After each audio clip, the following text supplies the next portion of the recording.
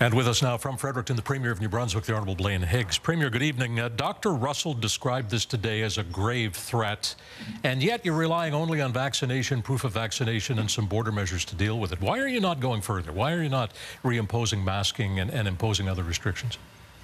Well, Steve, obviously we do work with public health and the next steps, and we've always ramped it up as necessary.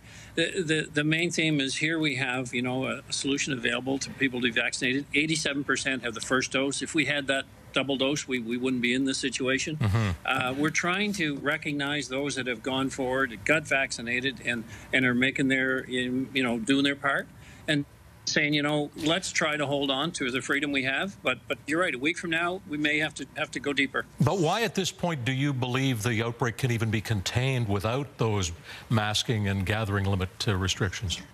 Well, we certainly have identified, as we have in the past, contact tracing is a big part of what we were able to achieve during the entire pandemic, and we're still doing that to the same level of same degree. Mm-hmm. Now, we recognize the variants differ, and we've identified the sources, and we've also identified the age categories. 50 and up, we're at about 90% vaccinated. Right.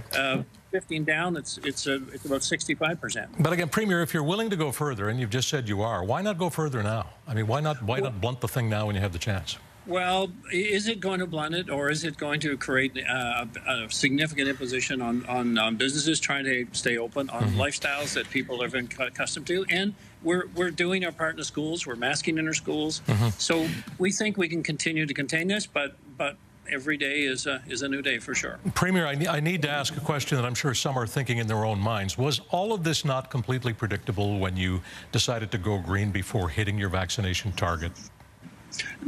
Increased case count was predictable. We said that during the opening, but no, to the level that I guess we thought the vaccinations would achieve over the coming weeks after following July 31st.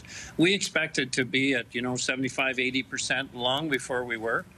Because it did slow down after we announced the opening, and it slowed down through August. So now we're trying to say, well, let's get that up. And so, yeah, could it have been different? Would it have been different? But I mean, well, let me ask you, if you had to do it over again, would you do it differently?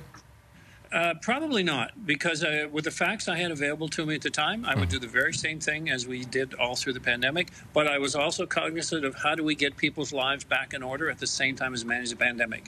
And, Steve, the difference is the solution is right in front of us. Vaccines are available in Canada, in New Brunswick, and around the world. They're crying for vaccines, and here we can't get people to take them. Are you willing to force people to take vaccines? Are there measures that you're willing to take? How far do we go? We put the restrictions on activities, and we're willing to continue to tighten those restrictions because we must, to protect others. Premier Higgs, we appreciate your time as always. Thanks very much. You're welcome, Steve. Have a good evening.